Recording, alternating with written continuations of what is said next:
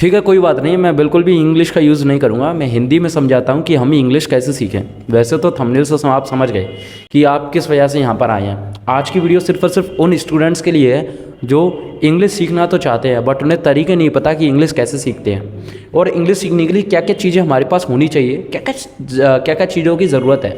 ये जो चीज़ मैं आपको बताने वाला हूँ ये 2 पार्ट्स में डिवाइडेड है। आज का जो पहला पार्ट है वो आज में मैं क्या बताने जा रहा हूँ कि हमारा जो बेसिक स्ट्रक्चर है उसकी नींव कैसे तैयार करें। जो कल का जो पार्ट होगा उसमें मैं आपको बताऊंगा कि किन किन तरीकों से आप इंग्लिश को एकदम मजबूत कर सकते हो, बिल्कुल ज़ीरो से एडवांस लेवल पर कैसे पहुंच सकते हो, हिंदी से इंग्लिश ट्रांसलेशन कैसे कर सकते हो और इंग्लिश में कैसे ग्रोथ कर सकते हो। तो आइए आज के सेशन को स्टार्ट करते हैं। राम राम में सारण है और आज है मेरा 75 पार्ट का 42nd डे। तो चलिए आज के सेशन को शुरुआत करते हैं। बड़े बारीकी से समझते हैं कि कैसे हम इंग्लिश को और हिंदी से इंग्लिश जो ट्रांसलेशन होता है वो ज़ीरो से एडवांस लेवल तक कैसे पहुँचे। तो आज सबसे पहले हम बेसिक स्ट्रक्चर को जानते हैं कि आखिर इंग्लिश सीखने का बेसिक स्ट्रक्चर या कि फर्स्ट स्टेप है क्या। देखिए, एक चीज़ जानने का आपको पूरा हक है कि हम चीज़ों को कैसे शुरुआत करें और ये चीज़ मैं आपको बताता हूँ। देखो, हमेशा से हमारे साथ होता यूँ है कि हम इंग्लिश सीखने पर आ जाते हैं, हम डायरेक्ट इंग्लिश में पहुँच जाते हैं, लेकिन ये चीज़ हमारे दिमाग में कभी बैठती नहीं है कि जिस चीज़ से हमें सबसे ज़्यादा डर लग रहा है वही हमारे लिए सबसे ज़्यादा बेनिफिशियल हो सकती है और बेनिफिशियल है। तो वो जो बेनिफिशियल वाली चीज़ है वो है क्या आखिर। देखिए, मैं आपको बता दूं, मेरे सामने एक दीवार पर एक कोट लिखा हुआ है और उस कोट का साफ साफ हिंदी मतलब बता देता हूं। सबसे पहले मैं उसकी इंग्लिश पढ़ के बताता हूं, फिर आपको बताता हूं कि उसका हिंदी में क्या मतलब है। इस प्रकार से है कि you don't have to be great to start but you have to start to be great. इसका मतलब ये है कि आपको किसी भी काम की शुरुआत करने के लिए कोई महान व्यक्ति बनने की ज़रूरत नहीं है, बल्कि महान व्यक्ति बनने के लिए आपको काम की शुरुआत करना बहुत ज़्यादा ज़रूरी है। तो यही चीज़ मैं आपको समझाना चाहता हूँ। अगर आप कोई भी काम करना चाहते हैं तो उसके लिए सबसे पहले आपके दिमाग में सबसे पहले तो थॉट प्रोसेस होना चाहिए कि आपको ये काम करना है। दूसरा, आपके पास ये चीज़ होना चाहिए कि मैं उस चीज़ को स्टार्ट करूँ, और स्टार्ट करने से ही सबसे पहले हमें डर लगता है, क्योंकि दुनिया का सबसे मुश्किल अगर कोई काम है तो वो है शुरुआत करना। To start something is the very difficult part of our life. हमारे लिए सबसे ज़्यादा डिफिकल्ट पार्ट हो जाता है किसी भी चीज़ को शुरुआत करना। तो सबसे पहले आप चीज़ों को शुरुआत करना स्टार्ट कर दें। आप इस वीडियो पर आए हैं, इसका मतलब कि आपने वो डर को ख़त्म कर दिया है, आपने शुरुआत कर दी है। दूसरी चीज़ ये है कि आपकी जो शुरुआत है वो क्या सही हो रही है या गलत हो रही है। अब आपने इस वीडियो पर क्लिक किया, इसका मतलब कि आप शुरुआत एकदम सही कर रहे हैं, कि आप सबसे पहले जानकारी ले रहे हैं कि हम शुरुआत ही कैसे करें। कई स्टूडेंट्स को नहीं पता होता कि वो बस वो भेड़ चाल की तरह, जितना जो भेड़ चल रही है ना आज के ज़माने में, मैं भेड़ ही बोलूँगा, वो सब लोग एक तरह से भेड़ है और भेड़ का लीडर भी एक भेड़ है ना। तो सब लोग भेड़ के पीछे चलते जा रहे हैं, लेकिन आप हो एक शेर जो अपने ग्रुप से हटकर चलता है, एकदम शेर, है ना। तो आपके लिए अब मैं चीज़ बताने जा रहा हूँ कि है क्या चीज़। देखो, इंग्लिश सीखने के लिए सबसे पहले हमारे पास 4 स्टेप्स होते हैं: लिसनिंग, स्पीकिंग, रीडिंग, राइटिंग। आप जब बच्चे थे ना तो आपने सुनना स्टार्ट किया था, है ना। तो जब आप किसी भी चीज़ को सुनना स्टार्ट करते हैं, जब आप शुरुआती दौर में किसी भी चीज़ की लिसनिंग प्रैक्टिस करते हैं, तब आपकी जो स्पोकन प्रैक्टिस है वो अपने आप ही स्टार्ट हो जाती है और अपने आप ही आप बोलना स्टार्ट करते हैं। किसी भी छोटे बच्चे को अगर आपने नोटिस किया हो, या हम सब जितने भी हम आज बड़े हो गए हैं, जब हम पैदा हुए थे और जब हमारे शुरुआती दौर चल रहा था, इन्फेंट्री जो हमारी एज चलती, इन्फेंट एज जो हमारी थी, उस बीच में हम सबसे पहले अपने दादाजी, अपने पिताजी, अपनी माताजी, अपने भाई बहन, इन सब की आवाज़ों से सुनकर बड़े हुए हैं। और जैसे ही हमने सुनना स्टार्ट किया वैसे ही हमने बोलना स्टार्ट किया। तो अब जो हम सुन रहे थे वो हमारे दिमाग में, हमारे सबकॉन्शियस माइंड में, और कॉन्शियसली हम जब उन चीज़ों को सुन रहे थे तो वो सबकॉन्शियस माइंड में हमारे वो चीज़ चलती हुई जा रही थी। तो जैसे ही हमने वो चीज़ सुनना स्टार्ट किया, हम बोलना शुरू कर दिए। माता जी के पास हम ज़्यादा रहे तो सबसे पहला शब्द माँ निकला, मम्मी निकला, माता निकला, मैया निकला, है ना। तो ये सारी चीज़ें हमारी सिर्फ और सिर्फ सुनने से शुरुआत होती है और सुनने पर ही ख़त्म होती है। तो ऐसी ही एक इंग्लिश है, इंग्लिश भी एक भाषा है। आपको शुरुआती दौर में सुनना बहुत ज़्यादा ज़रूरी हो जाएगा, लेकिन आपको पता है कि सिर्फ सुनने से काम हो जाएगा? नहीं। अब आप बोलेंगे सर इसका मतलब अब हमें बोलना स्टार्ट करना होगा। एब्सोल्युटली करेक्ट, आप बोलना स्टार्ट करेंगे, लेकिन आपकी सबसे बड़ी गलती रहेगी कि आपने डायरेक्ट बोलना स्टार्ट कर दिया है। बोलने से पहले भी एक स्टेप है जो आपको फॉलो करना पड़ेगा, और यही स्टेप में सबसे ज़्यादा गलती होती है। मैं देखता हूँ आजकल के यूट्यूब पर जो टीचर्स हैं और जितने भी तमाम टीचर्स हैं वो बोलते हैं कि लिसनिंग कर ली आपने, अब आप बोलना स्टार्ट कर दो।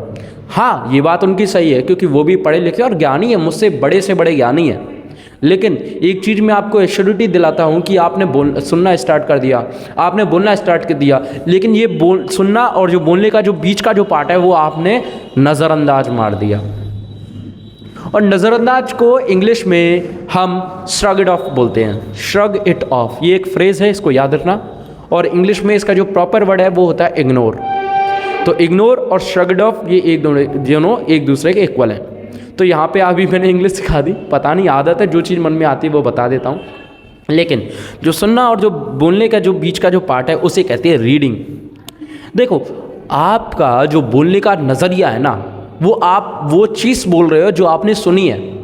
अब आपकी ज़ुबान को आदत भी तो होनी चाहिए किसी भी चीज़ को बोलने की। आप समझ गए, इसका मतलब ये होता है अब आपने बोलना स्टार्ट कर दिया, लेकिन क्या आपको पता है कि उसका सही प्रोनाउंसिएशन क्या है? क्या आपको पता है कि आप सही बोल रहे हो या गलत बोल रहे हो? और उस चीज़ की जानकारी, क्योंकि कई सारे लोग ये बोलते हैं सर इंग्लिश बोलने के लिए ना ग्रामर की कोई ज़रूरत नहीं है। बिल्कुल गलत। इंग्लिश बोलने के लिए ग्रामर की उतनी ही ज़रूरत है जितना जीने के लिए सांसों की।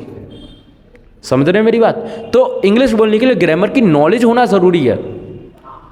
अब नॉलेज क्या चीज़ होती है? वो चीज़ ये नहीं कि आप ग्रामर के हर रूल्स को फिट करते जाओ अपनी बोलने में। फॉर एग्जाम्पल, अगर मैं आपसे बोलूँ कि मैं बोल रहा हूँ तो इसकी इंग्लिश होगी आई एम स्पीकिंग। लेकिन अगर मैं आपसे बोलूँ कि मैं सुबह से बोल रहा हूँ तो क्या इसकी इंग्लिश होगी? आप बोलेंगे sir I am speaking from morning, या बोलेंगे I am speaking since morning. लेकिन अगर आपने ये सुनकर बोलना स्टार्ट कर दिया तो आपकी गलत है, क्योंकि इसकी सही इंग्लिश होती है I have been speaking since morning. मैं सुबह से बोल रहा हूँ, I have been speaking since morning. इस चीज़ का विशेष रूप से ध्यान दो कि उसमें हैव और बीन लगता है, फिर समय होता है, समय डेफिनेट होता है, इनडेफिनेट होता है, उसके हिसाब से सिंस या फॉर लगता है, और फिर बाद में टाइम आ जाता है ऑब्जेक्ट के हिसाब से। अब ये चीज़ अगर आपको नॉलेज ही नहीं है तो आप बोलेंगे क्या? अगर आपने बोलना स्टार्ट भी कर दिया तो आपको, अगर कोई व्यक्ति अलग से सेंटेंस बता रहा है तो क्या आपको उस चीज़ की प्रॉपर नॉलेज होगी या उसका एकदम सही सेंटेंस बना पाएंगे? आप नहीं। आप उस चीज़ का सही सेंटेंस बिल्कुल नहीं बना पाएंगे क्योंकि आपको उसकी नॉलेज नहीं है ना। तो इसी वजह, अगर उसमें थोड़ा सा भी इधर उधर होता है तो आपका सेंटेंस गलत हो जाएगा। और आप किसी भी कंपनी में अगर आप जॉब अप्लाई करने जा रहे हैं या अगर आप इंटरव्यू देने जा रहे हैं तो वहाँ पर आप फेल हो जाएंगे और फिर कोसेंगे कि हमें तो यही सिखाया गया था कि स्पोकन करने के लिए ग्रामर की कोई ज़रूरत नहीं है। और कई लोग एक से एक धुरंधर ऐसे भी होंगे जिनका तुक्का फिट हो गया तो वो बोलेंगे कि भैया वास्तव में इंग्लिश सीखने के लिए ग्रामर की कोई ज़रूरत नहीं है। मैं कहता हूँ पूरी ज़रूरत है। 50-50 चांसेस रहते हैं, 50% तक ज़रूरी है।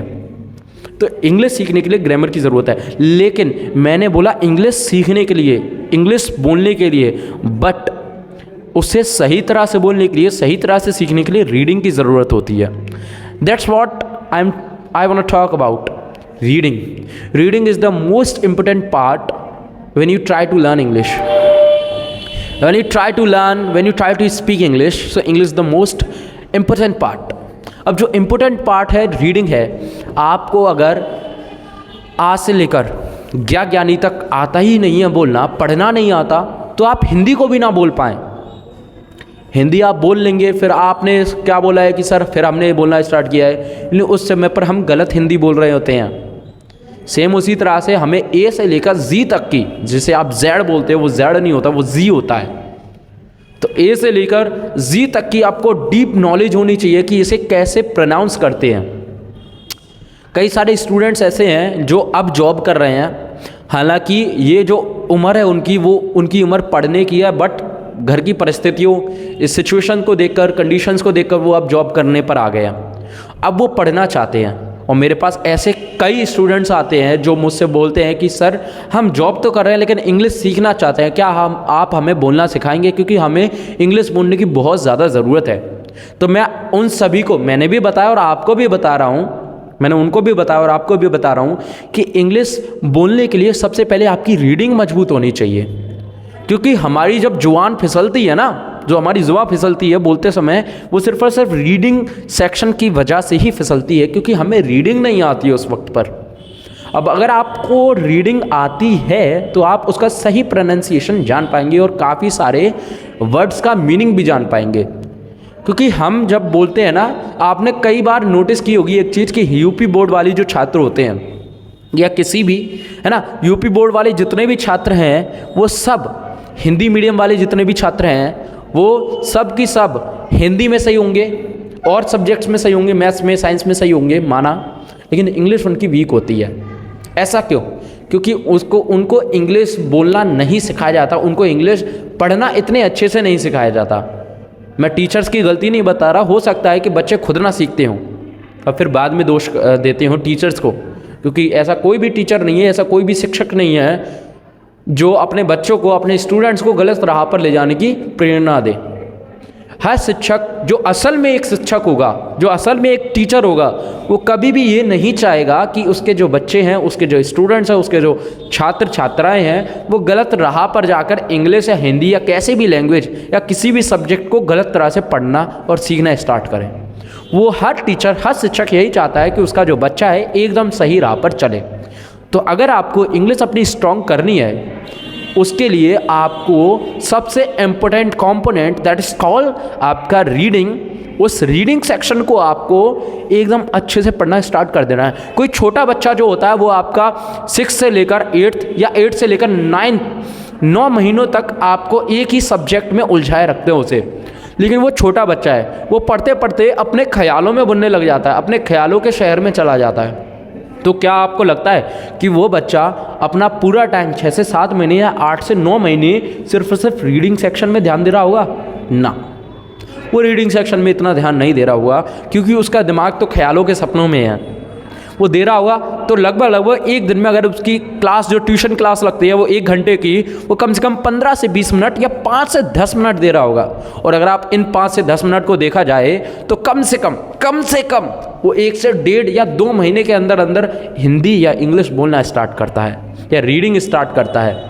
रीडिंग उसकी इतने महीनों में अच्छी होती है। तो आप तो बड़े हैं, आप ध्यान लगाएं और आप ध्यान से देखें, हर चीज़ों को क्लियरली देखें, तो आपके लिए इंग्लिश की रीडिंग और हिंदी की रीडिंग, ये दोनों की रीडिंग आपकी सबसे ज़्यादा टाइम लेगी, तो उतना लेगी जितना एक छोटा बच्चा लेता है। और छोटा बच्चा असल लाइफ में सिर्फ और सिर्फ 1 महीना या 1.5 महीना लगता है।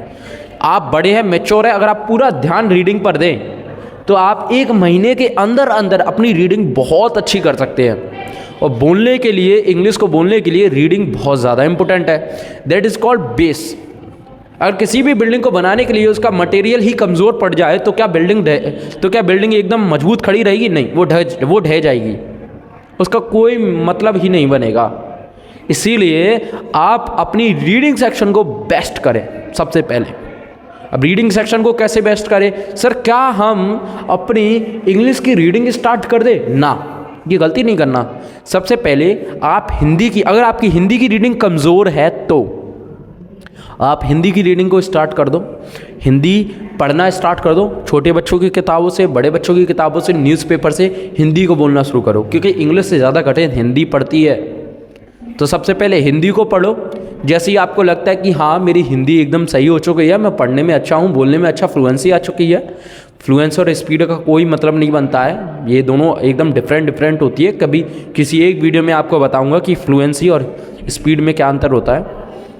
तो आपका जो नेक्स्ट पार्ट है वो है कि आप हिंदी की रीडिंग करें, उसके बाद आप इंग्लिश की रीडिंग करें। और इंग्लिश की रीडिंग करने के लिए आपकी हिंदी की रीडिंग अति आवश्यक है। आपको हिंदी की रीडिंग में एकदम अच्छे से महारत हासिल होनी चाहिए। Then after you can touch English reading.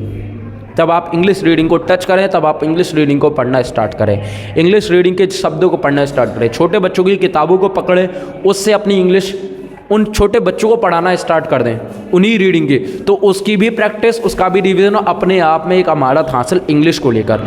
तो उस चीज़ का हमेशा ध्यान रखें।